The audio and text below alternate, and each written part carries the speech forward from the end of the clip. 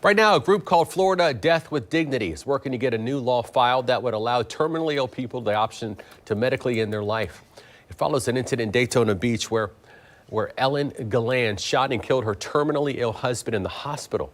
Galland had told authorities the two made a pact that she would end his life if his condition worsened. News4Jax reporter Khalil Maycock's joining us live.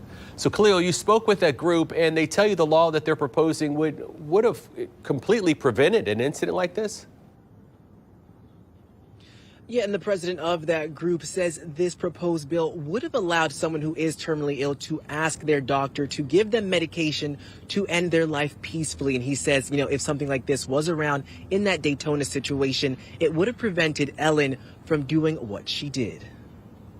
Drop the gun! Drop the gun right now! This is body cam footage from Daytona Beach police Saturday after Ellen Gilland shot and killed her 77-year-old terminally ill husband, Jerry Gilland, in the hospital. Police say this incident the result of a murder-suicide pact between the husband and wife. But Ellen didn't turn the gun on herself. Here she is in court. You have been charged with 1 count of premeditated first-degree murder and 3 counts of aggravated assault with a deadly weapon. People suffer so much. Tony Ray, the president and founder of Florida Death with Dignity, says he can't speak specifically about Ellen's case, but says it's sad. His group, founded in 2020, advocates for terminally ill people to end their life with medication from a doctor. Currently, 10 states and D.C. have that option. To make it a possibility here, his group has drafted this legislation and hopes it passes this year. Someone who is diagnosed with a terminal illness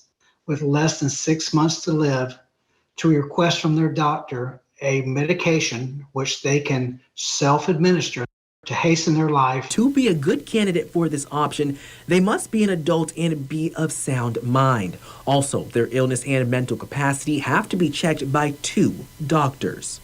You cannot avoid all suffering. Father Leonard Chua says a proposed bill like Ray's is something the Catholic Church is against, because ending life because of pain, even if one is terminally ill, is a violation against life itself. We would be offended because we can't act God. Nobody can take the place of God.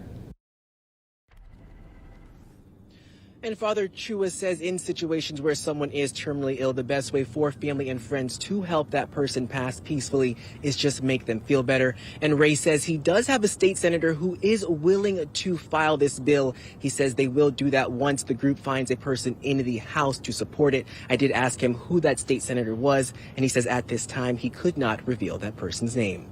Reporting live, Khalil Maycock, Channel 4, the local station.